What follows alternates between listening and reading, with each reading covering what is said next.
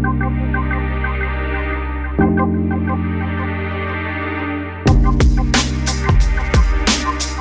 today I am so excited to speak with Leanne Jacobs. Now, I was fortunate enough to be introduced to Leanne. I have known about her and her work, but when you make a genuine connection with a real live person, I'd like to say like the sparkles go around.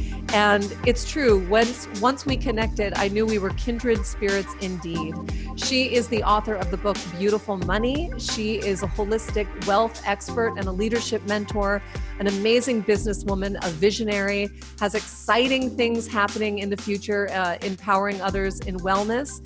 And today we're going to learn about her wish story and hear how Wishbeads has impacted her life. So Leanne, thank you so much for taking time out of your very busy life to just connect and chat with me about your experience, and then, hear about more about what you're doing. Yeah, no, it's such a gift and a blessing. And I'm so thrilled to have a little conversation today about, abundance and everything to do with kind of the soul's path, really. And like one of my mentors says, hanging out on Earth School and all the lessons and all the wisdom we pick up along the way. So thank you. Oh, no, my pleasure. I mean, I definitely, we've heard this before, but this idea of when we are at a crossroads, when we are challenged by something, those are the best, juiciest learning opportunities and growth spurts that you can go through. And if everything is just good, in balance, there's nothing to push up against. So you had mentioned to me just a teeny tiny bit that Wishbeads came into your life like at a really pivotal moment. So Yes, maybe you can kind of set us up a little bit. Yeah, so there's so many things we could talk about today. I'll try to be as focused as possible. But yeah, I was introduced to you and your work at a very pivotal moment in my own life. My spiritual mentor kind of said it's like I kind of graduated to my next level and it put me at the bottom of my new mountain, which is a very vulnerable place to be. Because you feel a little bit naked, and if you're not careful and disciplined enough, your mind can take you in this spiral of like you're failing and you don't know anything and I'm not doing it right. So I really felt that I did all I could do at kind of my last frequency, and then putting myself into this new space of up leveling in all areas. You can kind of feel a bit nauseous, at that time where it's like, and at the exact same time, my dear friend introduced me to you and your work. And right away, as soon as I got my wish bead, I have not taken it off. It's, I have the quartz one, and I have not taken it off. And it's been very, very powerful in so many ways. But to keep it very simple, it's like this beautiful, symbolic, physical, tangible item that reminds me daily, even when I'm in the shower, it's like I don't want to take it off, reminds me daily of, if we're not here to grow, what's the point of all of this, Totally. And so it's this beautiful reminder. It also, I used to always write down goals, and I got a little lazy during my pregnancy years. It's like, oh, I know this. I don't need to write it down anymore. But it was like this exercise that I hadn't done for a little while. And it really made me get clear on like, what should I write? And also the old me of, I want to do everything in this lifetime, wanted to write down 100 things. Yeah. Right? Yeah. I'm going to wish for me. I'm going to wish for others. I'm going to wish for the world. I'm going to, Yeah. And, one of my friends wrote on Instagram a couple weeks ago, you can do anything, but you can't do everything. I like that. For me, that's very, very, it resonates a lot because I kind of feel like I don't know, maybe in an old lifetime, I needed to get so many things done and I didn't. So I have this desire to do everything.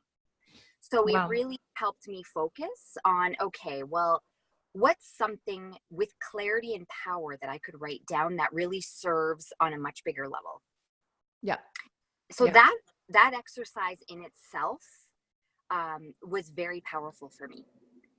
And so I wrote it down and put it in my little scroll container and haven't taken it off. And it's been a roller coaster ever since I put this thing on.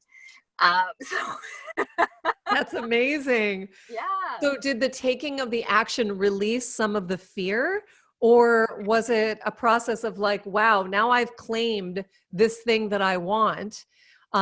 Were things coming to you? I mean, I've often talked about that this is partly about the law of attraction, where the universe is listening to us and saying, well, what is it that you really, really want, Leanne? Like I talk about in my book, Wishwork, that like the universe is this waiter or waitress, like with a pen and paper ready to be like, and what can I get you? And that the general, if you just go to a restaurant and you say, well, I'm hungry, then how does the person know what to actually serve you to satisfy that hunger? If you're in the mood for Italian and you get Chinese food, it's going to be like, okay. So if you can have whatever you want, we do this at a restaurant where we kind of like mentally taste food in our mouth to be like, is that what I'm in the mood for? And so if you use blanket statements like, I want abundance, or I want happiness or fulfillment, that looks so different for every single person. Yeah. So this claiming of what we want in vivid detail, as if it's already come true, is really that order to the universe. You know what? This is what I really, really want. And this is what I'm going to stay focused towards taking action on. So what was some of the specifics that came to you in that once it was claimed? What did you start to see showing up for you? How did it show up in specific ways? Yeah. So, I mean, I'm sort of at a point in my life right now where anything that's untruth, it's like I have clear instant karma. Like if it's not truth, it tanks, it doesn't work, or it just falls apart almost instantly, which is a blessing. But also it's like you almost, like you were saying, you kind of have to be careful what you wish for. If you've really acclaimed to the universe that your goal is to evolve as highly as you can in this lifetime, it's a big order, right? And we can say that, but it's almost like the universe is like, okay, anything that you put down, especially on paper, that is untruth, you got to be careful. So that's kind of made my work. I have this very high sense of responsibility when I write down wishes or desires. So for me, it was like, how it's a bigger question, what am I supposed to be doing here to serve as many people as possible, right? And for me too, like I did develop freedom younger in life than most people, like time freedom and financial freedom. So sometimes that's not a great thing either, because it's like, okay, you can do anything. What do you want to do? Right? That's a big responsibility. It's a big responsibility, because a lot of people say, oh, I want freedom. It's like, okay, what if you had it? To be that ungrounded for a lot of people causes other problems, right? Yeah. So sometimes you have to write things down, and maybe you get it and you're like, no, I gotta fine tune that because I don't really want that, right? So it's kind of a little bit of trial and error too. But in my Wishbead, it was really, for me, it's like, how can I give as much as myself as possible as a teacher and a mentor to serve in world healing? But my grounded side is like, that also has to be tangible, right? Because you can say that, but I'm not Reiki master, so for me, it's like, how can I make that tangible, and how can I use my entrepreneurial skills to create that into a wish? So what that became for me over the last year has been a business that serves healing. And the ask for that was in as big as I want to take this, investors. And I've never really done that before. So I had no idea where to start. And it was like the thought of asking for $5 million or kind of made me nauseous, because it was out of my comfort zone. Sure. Putting it in the Wishbead made it like, okay, your cells have committed, because it's on your body. It's like touching your cells. Yeah. So that's the part that I found really beautiful. Yeah. And in those moments where you feel a little nauseous, or in those moments when you're feeling a little scared, or right before you actually decide, okay, I'm going to do an investor pitch or whatever, you're have a visual reminder that kind of gives you that supercharge of connected to your own like inner computer, your master, the master board, to say, no, this is part of who I am. This is where Yes. I am meant to do this and feel a little uncomfortable. Because as you know, as we said earlier, that's where the biggest growth comes. That's where, and frankly, if you're in the business of healing others, you living that example, as you've done so beautifully as a businesswoman and as an author and a teacher, that's what you're telling people. You're like, here's this new information. I'm going to share it with you. It's up to you to do the work, but I'm making it available to you. And if you're not living that example of it's going to make you uncomfortable, you're going to have to do things a little bit differently. You're going to have to try new things. You know, how can we stay in our integrity if we don't actually live what we're teaching? Right. Right. And it's funny. And there can be the tiniest little, I mean, sometimes you have the high stakes situations like pitching to investors and, you know, polishing your deck and doing all the things and figuring out all the financials. That's one thing.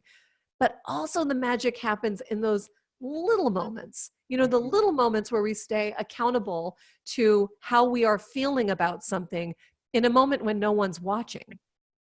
Yes. And every time we want to quit and we don't. Yeah. And acknowledging honestly, that's pretty amazing not to quit. Pretty amazing. And that's one of the things I love about it. It's like every time you have a day where you want to be in your victim and it's like, forget it. I'm like, I always say this when I'm having a bad day, I'm just going to be a mom and make jam, you know, even though I know that's, I mean, I sometimes it sounds really dreamy to do that, but I also know that there's other things that I'm meant to do here. But when I have those moments where it's like, forget it, I'm just going to make jam for a living. I look at my wish bead. And funny enough, my kids are always trying to open the scroll, and I feel like you need to have kid sizes. Like, oh no, I have Leanne. Okay, can we just like sidebar, because I know you're a multi-passionate entrepreneur. About 6 months ago, I had another crazy full, like not just three-dimensional, probably like holographic download about my kids line, and I actually even I took it so far. It was so clear to me, and I was like, oh. I sourced all the beads. I made packaging. I did this whole thing. I saw it had like a training program that goes with it to activate your energy centers. I did this whole thing. And then I had some very trusted people around me who know me very well. And they're like, okay, here's the thing. Great. Yes. Like improv rule, you can say yes and, not no but. And they just said, Alexa, just great. I would recommend that you focus and really let this other thing that you're doing dig some roots before you like launch this whole 2.0, but it's like on the shelf. It's ready to go. With like neon colors and like. Oh no, this magical bead has literally, when you spin it, it like sparkles. It has opalescence. It is the most awesome bead. Glad, because my kids will be the first purchasers. Yeah, I love it. Yeah, no, I'm super, super, super, super into it. I see like a book. Anyway, I know that this is the thing I'm really, really good at. And that's the thing. You have to know what you're really, really good at. And then you have to know what you're not so good at, which I learned this from the language that my children's school uses. They call them strengths and stretches. So it's not that there are things that you're bad at, right? Because that's really a negative programming imprint, but that every single person has stretch areas. These things that make us feel like a little uncomfortable. You know, if you're trying to touch your toes, I know you're a yogini, so you probably can do all kinds of bendy things. But for me, when I'm like trying to touch my toes, it's a stretch area. It's just a place where there's a little resistance still, a little tension. And, as a business owner, especially jumping into the wild unknown, which is what you're doing in this new vision, this new chapter of your professional life, that I had to, when I had the download to create Wishbeads, I had never created a product before. I didn't know anything about manufacturing, distribution, nothing, no time to go to business school. It was like, okay, if this idea came through me, then that means that somebody thinks that I am capable of executing this. Mm-hmm. And I am not going to pretend that I know a lot about this. I am going to be very humbly ask. And I started asking so many people, how do you do this? And how do you do this? And I did raise some seed money. So then I had to, how do you do this? And how do you do that? And how do you do that? And I have met the most amazing people. I have been so blessed with so much amazing support from people. And I've learned so much. It's like the best business school ever, because you really like dig in and you just, and you don't know what you don't know. So then you like get into something and you're like, what? Totally. Yeah. So it's great. And then you go through this place where you feel so supported. And when you don't know, you just get quiet and you ask, please give me, this is what I'm looking for. This is exactly what I'm looking for. And sure enough, shows up. Yeah. And it sounds simple and it doesn't always feel comfortable and it often feels overwhelming. And then you just sit with the feeling until it passes and then you get busy again. So yeah, love that. Yeah. Yeah. So one thing that I have to say, I, in your book, because as soon as anyway, I just love your book, Beautiful Money. And I think that money is such a great energy. Well, it's great. It's great. Money is great, obviously, but it's such a great teacher because it's an energy. It's an energy that collectively everybody on the planet is relating to. And when we can look at our money, it's a very tangible reflection of where our money line is or where our relationship is to money. And I love that there's so much of what you teach in your book that has so much to do with the principles of Wishbeads. And that's learning how to examine your feelings around it and learning how to have positive affirmations around it and learning how to get clear, tangibly clear. So tell us a little bit, I mean, for people who maybe don't know about your work, like what are some of the sort of key lessons of of the beautiful money journey that you think the Wishbeads audience might really be able to take away for them? Yeah, well, I think in all, it's always what's behind the money, right? And I'm somebody who's not like super materialistic. I'm not attached to things, but I like you said, I look at money as such a beautiful teacher. And you could use it as a metric on your spiritual leadership evolution. I like that. That's really what the book's about. So it's like, if you create this relationship with money that's more about self-esteem and self-love, and it's almost just like this little metric of when you're on and off balance. Yep. It becomes a much more fulfilling game. Than always stressing and falling in our victim and wondering why we're always, frustrated with money. And I've worked with a lot of people who are always like, they'll almost call me in vent when they're not having as much money as they think they deserve. And that's part of that has been a big path to me of teaching just that venting and complaining around the money you're bringing in is part of the reason that there is an imbalance in the first place. Right. So it's really also my journey. I'm very much a proponent of spiritual leadership. And for women especially, I have it's in my heart to teach leadership from a very authentic place. But that also means taking little pauses, because I always need to speak and teach from a place of authenticity. So that's really important to me, but it's also not hiding behind when there are challenges that I'm facing too. It's like, well, people can learn from that. Yeah. And before I had kids, it was like, oh, I've got this down. I'm meditating, doing yoga every day, teaching yoga. I got this down. And I really felt, not from a place of ego, but a place of like, this is such a beautiful journey. Then I had 3 kids in like 3 years. And I truly felt like I became a failure. Like it was so overwhelming for me that I felt like I sucked at life. Isn't that okay? This is really where I feel that the honesty and the support structure that women can especially offer other women. And believe me, I'm sure that men need to have a very honest conversation about parenting as well. But I can super resonate with you on the parenting thing. And I know your children are a lot younger than mine. I have two 2 kids, and this summer they'll be 11 and 13. And I'm entering into a really different chapter than when they were littles. But oh my goodness, nobody really told me that how lost at sea you would feel because of, I mean, there's the physical, there's the mental, there's the emotional, there's all the layers where you just feel so upended and untethered and vulnerable. Yes. Yeah. And vulnerable. And you feel that there's no narrative because the narrative that's being fed to you is you get this baby and you bring it home and everyone's like, it's amazing. And you're like, kinda, but kind of, I feel like I've just been hit by a truck. I'm 50 pounds overweight. Like I'm completely sleep deprived and I'm panicked that I am never, ever, ever going to feel like myself again. Yeah.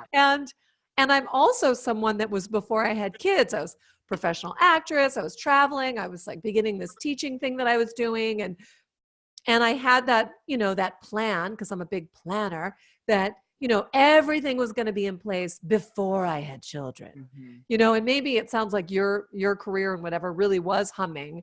And then you had kids and you're like, oh, I'll just, you know, like do this too.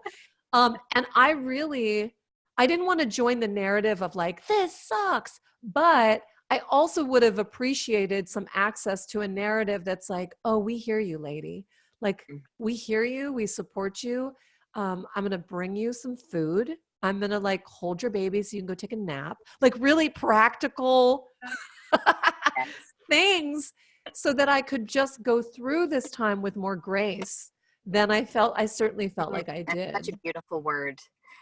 And I think if someone just said, when you feel like you're crushed like fine wine, you know, that it's part of your evolution. Yeah. And that's where the leadership is developed. It's not when everything's all amazing, right? That's right. When we're crushed like that we're developing the resilience and the strength.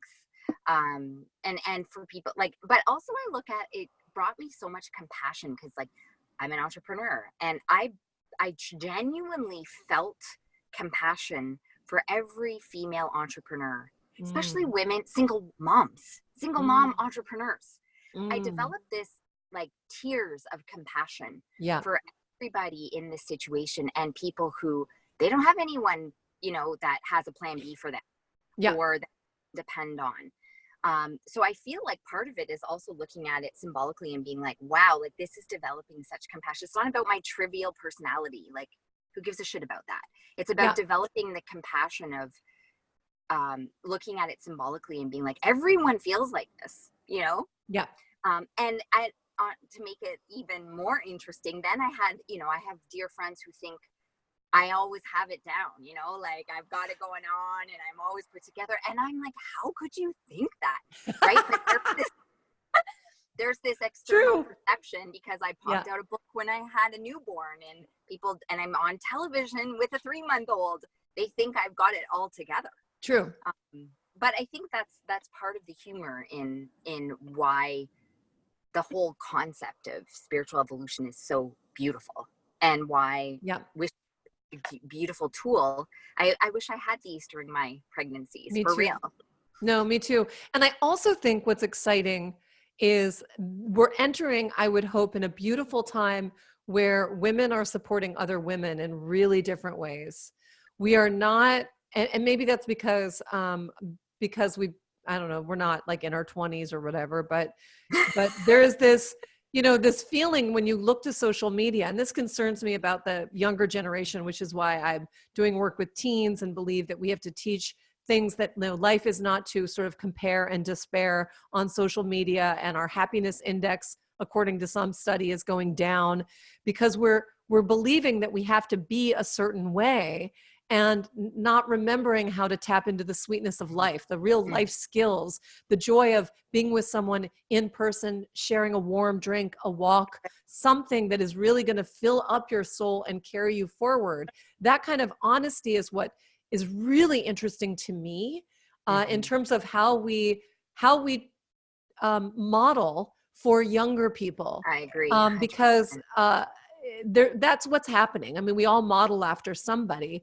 And I was modeling, my mom was a working mom. She really was like women's lib and all of that. And like she had kids and came home, like she ran stores. So she made sure to have managers so that she could come back when we were home from school and that sort of thing. So that was my model, which was like, well, that's what I'm going to do, that, you know. And I'm curious about that modeling, and that has really influenced even the way that I parent. I'm the mom of 2 boys, but how I parent in terms of really saying like, what are the skills that I want to give my kids? I mean, what's the relationship? What's the lessons that we're all learning together as parents, that kind of accountability. And that's exciting to me. And I find that the more we can be transparent in that and open about like what's going on, the more that people are like, oh, people are talking about this. And I think that, I mean, I had kids, as I said, like 10, 11, 12 years ago. And, you know, there weren't podcasts the way that there are now. You know, it's different, and that's cool. So I want to be, I know, and we both are people that are part of that conversation now, which is cool. Yeah. I fully agree. I have 3 boys and a stepdaughter, and, you know, they're my teachers for sure. Totally. And I also like, but it's like, it's interesting, you know, when full on chaos is in your life, and it's like, we all know, right? I'm supposed to focus on gratitude, and I'm supposed to focus on what's going well today. Not that I feel like, you know, and we know what to do, but actually doing it and living in the body, that's a whole different thing. Whole different thing. External world is in chaos. Yeah. You know, I had a funny thing happen to me yesterday that was, I would just call it a tiny win, in the sense that I live in Santa Monica. It's a beautiful, you know, seaside town. But my street can be a little busy, and there is a big part of me. And when I do my visualizations with Wishbeads, I do see this like home in the woods. Like, it's just like, I'm a very nature person. And even though Santa Monica is a beautiful place to live, not ungrateful for that, there's an urban-ish feeling into it. Anyway, I'm getting in my car that's parked in front of my house. Yesterday morning, after I'd taken the kids to school, and I've got like stuff because I'm going to an event, and I put my stuff in my car, and I put my body in my car, and I'm going to close the car door, normal, and an Uber car whizzes by me going like top speeds and honks at me because my car door maybe is in his way. Now, I say him because I saw it was a guy. I say it's an Uber because I saw the emblem as I'm looking by, being like, what? And I close the door, and man, like a split of a second, this huge narrative comes into my brain of like, man, my street is too busy, stupid Ubers, like people are so inconsiderate, like, screw you, this is in front of my own home, like no one, like, wow, just this flood of stuff. And then I paused, and I realized that like, I'm in my car. I'm fortunate to have a nice car. It's quiet. I'm about to go to a beautiful wish circle that I was leading. Wow, how wonderful. And even though I didn't feel like overwhelming that feeling of like, gratitude, I did pause long enough to say, am I like, that was unpleasant? Okay. Didn't get hurt? Okay.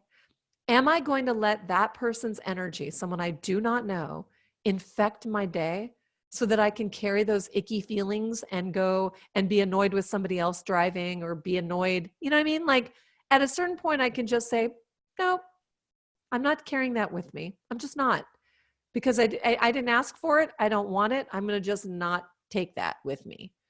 And I, like, in a little way, I was like, you know what? That was one of my things. Like, one of my icky things that I do that I'm not proud of is my relationship to traffic in LA.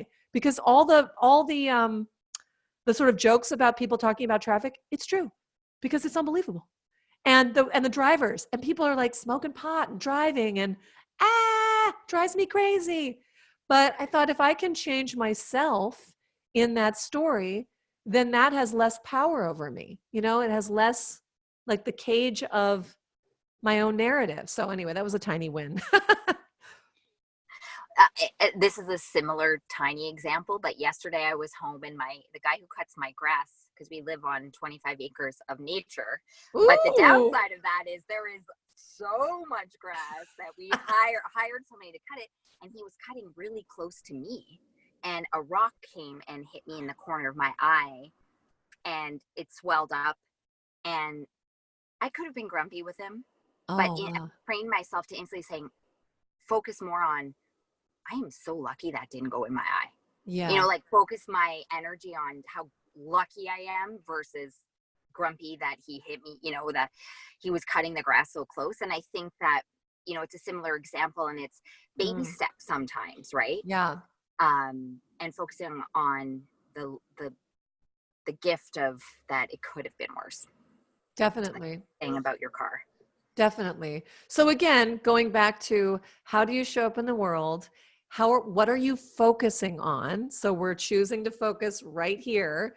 And how can we make these tiny shifts? It's in the tiny shifts that really change the trajectory, not just of our day, but our goals, our life, our energy, the energy that we are then giving to other people. Because I do think one of the gifts of parenting, or any, like, even if you're working on a business, everything can be a reflection, a teaching back to us going, where are we? So our bank account may reflect, like, well, where are we? Or our marketing campaign, or our children's faces when they look at us. You can definitely see, where are we? Yeah, Because and totally. And when it comes to money, if we're always, doesn't matter how much we're getting, we're always in a deficit.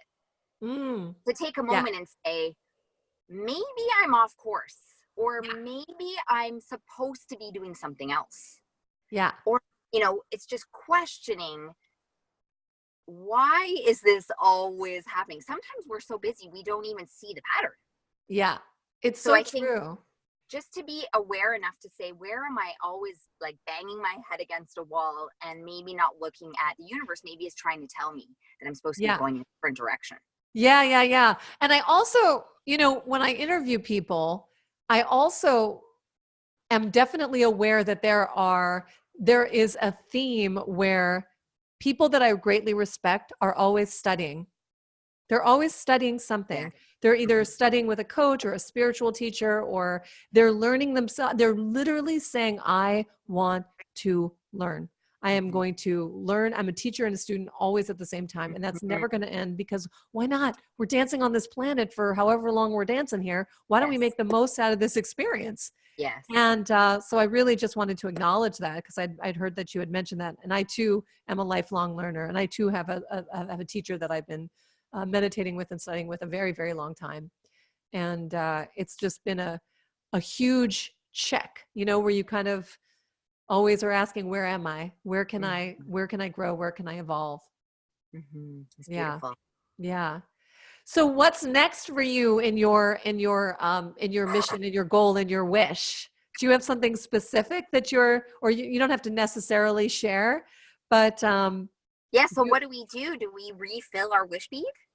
yeah, Is my question. so yeah, that's a great, great, great question. So on some of them, I mean, as you can see, I wear multiple wishes. I have Okay. one that is a super, super big wish. So for me, the black one that I wear every day is one of the downloads that I had. And Leanne, like, who knows, maybe somehow there's a collaboration here. I have no idea. But one of my big, big wishes has to do with an event where we have at least 1 million people wishing at once for peace.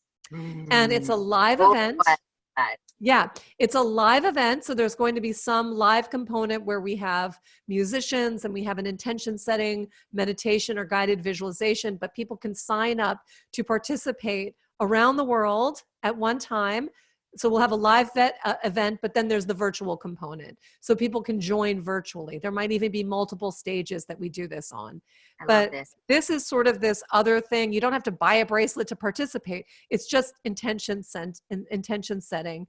And I see this, and this is, when you have these visions, you're like, okay, I see this, not Not entirely sure yet how I'm going to pull it off.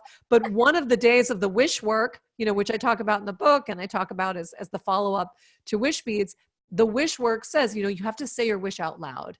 You have to keep putting it out there and putting it out there, because you never know who is going to hear that and say, yes, that sounds great. Like, how can I, collaborate with you, help you, introduce you to somebody? Who knows? I'm not even sure yet what form this is going to take, but it's certainly been seeded by other things that I've seen. I mean, it's definitely doable, but that's what so anyway, that's a big one. So that's there all the time. Now, my other ones, I do have different intentions for different projects that I'm working on. In some cases, we've done wish circles with a friend of mine who's going through a particularly difficult time. We did a wish circle for her, and we all wear a bracelet actually for her. I don't typically say you're wishing for someone else, but we are holding her in our thoughts and putting different intentions and wishes for different challenges that she's facing. And that's kind of a cool way that we stay all connected to support her. But it's true that I believe that, one, you wish for yourself. And it's not like I'm always wishing for other people. In my friend's case, it's an exception, but you wish for yourself. And when you feel that there's that moment of clarity, there's a moment that it came, it's time for a new wish. Each bracelet comes with 5 little papers, but you can do the experience or you can deepen the experience. So let's say, for example, you are really like your investor deck is pitched and you really are getting specific about the types of investors that are attracted and are committed and are passionate. So when you do the guided visualization, which you can listen to on the free app, you can listen to it by signing up at wishbeads.com/yes. The guided visualization is an invitation to really see a moment where everything feels like just amazing. So you could do a guided visualization or even a conscious visualization that you're seeing yourself like at a retreat with your investors, like they're already there. And what is the type of conversation? What's the energy? What's the food you're eating? What's the quality of the light? Like, you're seeing this moment where it's already done. Or it's the moment when you're giving them the first check of repayment with, a huge dividend already attached, whatever that is. But allow your spirit to bubble that moment up, to pop it into your imaginative kind of quantum place where you're seeing it, and write it down in long form. In the book, there's an area to write it down. You can use it in any journal, but really capture the essence of that and then distill it down into a sentence that you put in your wish bead bracelet. So you've sent that other wish that says, I'm ready to do this thing. I'm ready to evolve.